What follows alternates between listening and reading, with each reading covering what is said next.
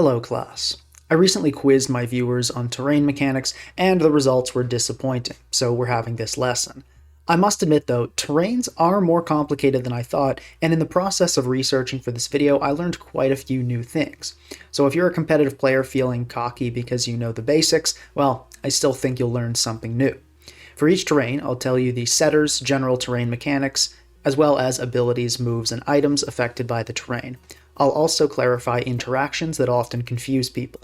For the sake of not making a complex topic even more complex, I'm only talking about Scarlet and Violet, or Generation 9, in this video.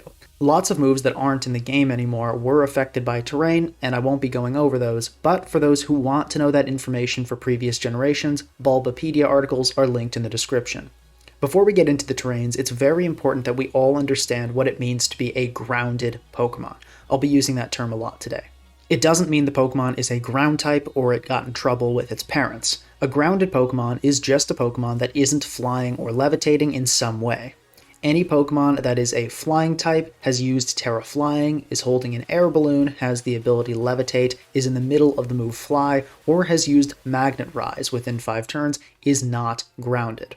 There is one more condition that makes a Pokemon not grounded, which is when it's in a semi-invulnerable state. This is, for example, Dragapult using Phantom Force. At the end of that first turn of Phantom Force, it will not be considered grounded. Everything else is grounded. A quick rule of thumb, if a Pokemon can be hit by Earthquake, it's grounded. If it can't be hit by Earthquake, it isn't grounded. Alright, now that we understand that, let's talk about our first terrain, Misty Terrain. The only setter for Misty Terrain is Galarian Weezing. This is a shame, since Weezing has 2 other fantastic and generally better abilities, Levitate and Neutralizing Gas. Misty Surge isn't the only way to set Misty Terrain. With all terrains, you also have a move called Misty Terrain, Grassy Terrain, or such, but this is absolutely awful and you never see it in competitive play. Like all terrains, Misty Terrain will last for 5 turns unless the setter is holding the Terrain Extender, which will make it last for 8 turns. In Misty Terrain, grounded Pokemon cannot be statused. So if a Gholdengo uses Thunder Wave on your Iron Crown in Misty Terrain, you're safe. Only the grounded or not status of the targeted Pokemon matters here. Whether Gholdengo is holding an air balloon or not doesn't matter as long as your Iron Crown is grounded. But if your Iron Crown is holding an air balloon, you can be Thunder Waved, even if Gholdengo is grounded. Misty Terrain doesn't just block status from moves like Thunder Wave, Will-O-Wisp, and Toxic though. It also blocks poison from Toxic Spikes, and eliminates the chance of any status happening from attack's secondary effects. It even prevents confusion. You can't status yourself either. Rest will fail in Misty Terrain. Misty Terrain will not cure existing status though, so if you got burned or used Rest before Terrain was set, then switched back in under Terrain, you won't be cured. Grounded Pokemon in Misty Terrain will also take 1/2 power from Dragon moves. Once again, only the grounded status of the targeted Pokemon matters. If your Tinglu is grounded, it doesn't matter if it's a Draco Meteor from a Dragapult or a Latios. The damage will be halved. Lastly, Misty Terrain buffs one move, Misty Explosion. This is a 100 base power special fairy attack with 100 accuracy that KOs the user like other self-destructing and exploding moves. It's an absolutely garbage move, really. Only slightly stronger than Moonblast, and it only gets a 1.5 times boost in Misty Terrain, making it a measly 150 base power. Not great at all for a move that kills you to use, especially when it needs terrain to become that strong. Next up, let's talk about Grassy Terrain. The setters for this are Grookey, Thwackey, Rillaboom, and Arboliva. The Rillaboom line has Grassy Surge, making them the most reliable setters by far. Arboliva needs to be hit to set Grassy Terrain with its ability, Seed Sower. In Grassy Terrain, all grass moves used by grounded Pokemon are 1.3 times more powerful. Note that this is not a shorthand for 1/3 stronger. It is exactly a 1.30 times boost.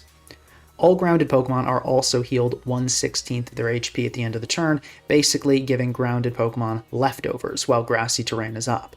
Grounded Pokemon will also take halved damage from Earthquake, Bulldoze, and Magnitude. Once again, only the status of the targeted Pokemon matters.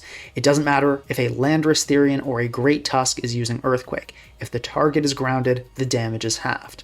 I've seen a lot of people think Grassy Terrain weakens all ground moves. It does not.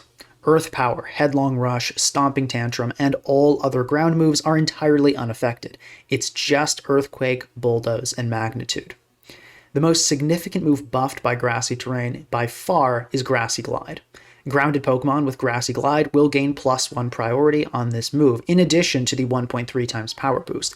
This is what makes Rillaboom an amazing revenge killer and sweeper. Note that this priority does only apply to grounded Pokemon, though. If you had the bright idea to run a Terra-Flying Acrobatics Rillaboom with Grassy Seed, you might want to think again. If you Terra-Flying, you're no longer grounded, and you've not only lost the 1.3 times power boost to Grassy Glide, but also the priority.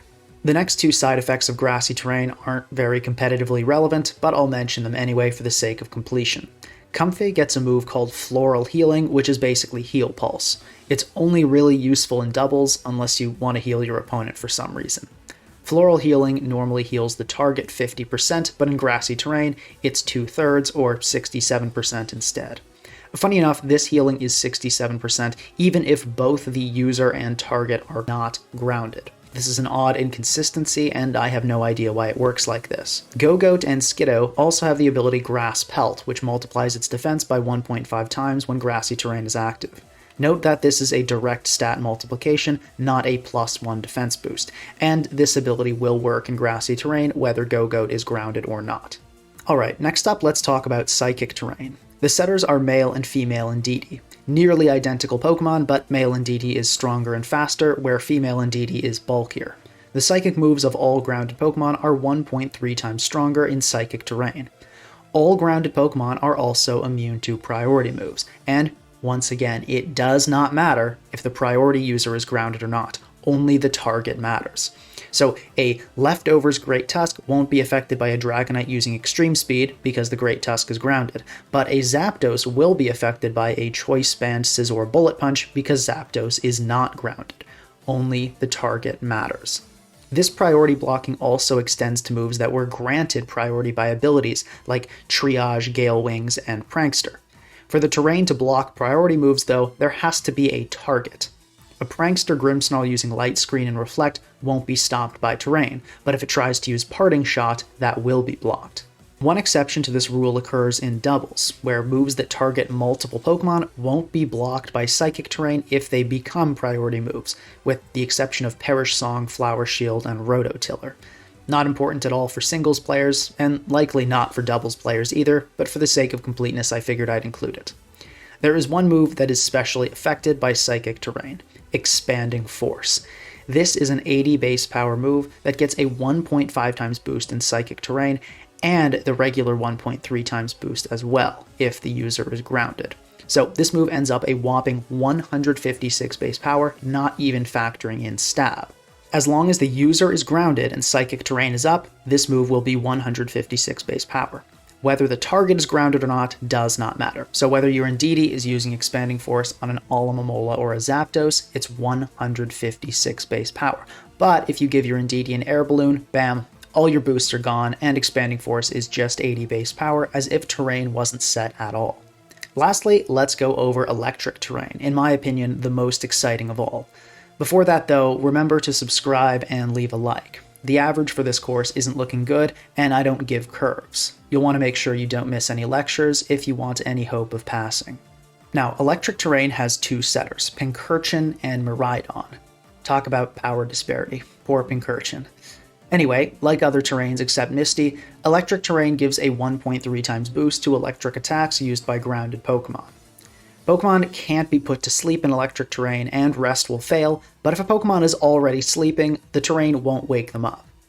Now let's go over the abilities and moves that are affected by Electric Terrain. It's quite a long list. First and most notably, Cork Drive.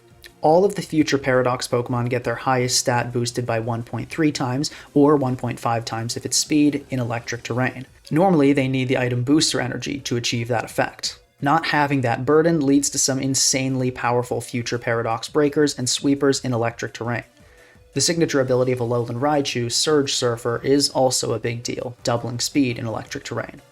Miraidon's ability, Hadron Engine, doesn't just set Electric Terrain, it also boosts special attack by 1/3 or 1.33 times when Electric Terrain is on the field. Iron Leaf's signature move Psyblade goes from 80 to 120 base power in electric terrain, but note, since it's a psychic move, it does not get the 1.3 times terrain boost. Last, but certainly not least, we have Rising Voltage, which is only learned by Raging Bolt. Pay attention to this one because it's a bit wacky. Rising Voltage is 70 base power.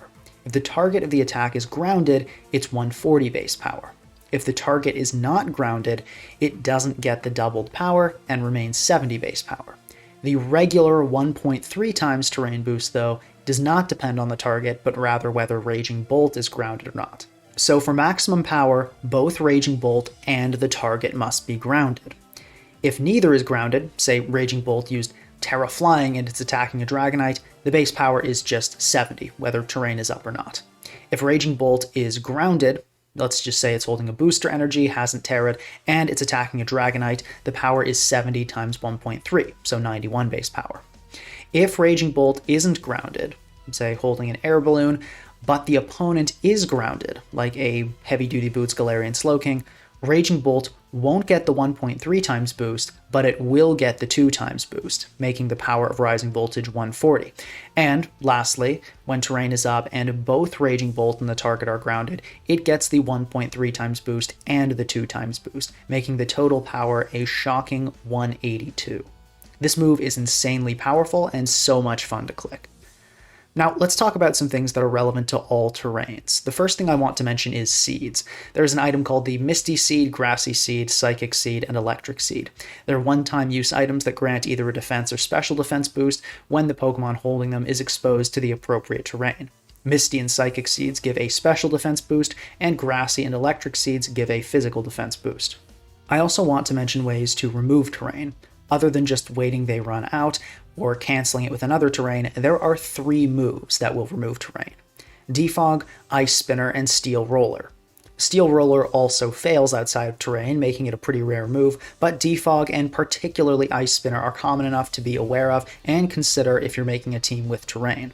I should also note the move Terrain Pulse. Its distribution was gutted in Generation 9, now it's only learned by the Arboleva line, but I'll briefly discuss it for the sake of being thorough. Terrain Pulse is a 50 base power special normal move that doubles in power and changes types to match the corresponding terrain if that terrain is set. So in Misty Terrain, it's a 100 base power fairy move, in Grassy Terrain, a 100 base power grass move, etc. Alright, time for a pop quiz. Let's see how well you were listening. Question 1. Which of the following moves is not weakened by Grassy Terrain? A. Earthquake, B. Earth Power, C. Magnitude, or D. Bulldoze. Pause if you need to for these. Alright, the correct answer is Earth Power. That was an easy one. They get harder. Question 2. Which of the following moves will always fail if used by a Prankster Grimmsnarl in Psychic Terrain? A. Reflect, B. Parting Shot, C. Bulk Up, or D. None of the above. Read the question carefully, pause if you need to. Alright, the correct answer here is D, none of the above. The question asks which will always fail. Reflect and Bulk Up will never fail, as Grimmsnarl is only targeting itself, but Parting Shot will only sometimes fail. Grounded Pokemon will be protected from a Prankster Grimmsnarl's Parting Shot in Psychic Terrain, but it will succeed against non-grounded Pokemon, like a Corviknight. Question 3. If a Primarina's Moonblast deals 50% damage to an Alomomola outside of terrain, how much damage will Moonblast deal in Misty Terrain? No answer choices here, this one is free response. Take the time to mentally calculate if you need it, and pause the video. Alright, the answer is 50%. Unlike the other terrains, Misty Terrain does not boost the power of the moves of any type. It halves the power of dragon moves used against grounded targets. It does not boost fairy moves. Now for the final question, question 4. An Electric Seed Raging Bolt in Electric Terrain uses Rising Voltage on an incoming Heavy Duty Boots Zapdos and deals 60% damage. Next turn, Zapdos outspeeds and uses Roost, and Raging Bolt uses Rising Voltage again. Assuming the same damage roll and no critical hits, what health does Zapdos have now? A. 0%, meaning Zapdos is KO'd, B. 30%, C. 40%, or D. 60%. As always, pause if you need time to do the calculations. Alright, the correct answer is 30%. When Zapdos first enters the field, it will take 60% damage, leaving it at 40% health. Roost will restore it to 90% health. When using Roost, Zapdos will shed its flying type and become a pure electric type, meaning it resists rising voltage. But it also becomes grounded when it loses that flying type, meaning rising voltage doubles in power. These two effects cancel out, so Zapdos takes 60% of its health again, and 90 minus 60 is 30, giving us our final answer of 30%. Hopefully that quiz went all right for you. If anything is still unclear or you have any questions about terrain interactions, please leave those in the comments and I will answer. If you enjoyed this video and or learned something, please consider subscribing or leaving a like. It helps out a lot. Well, that's all for today. Class dismissed.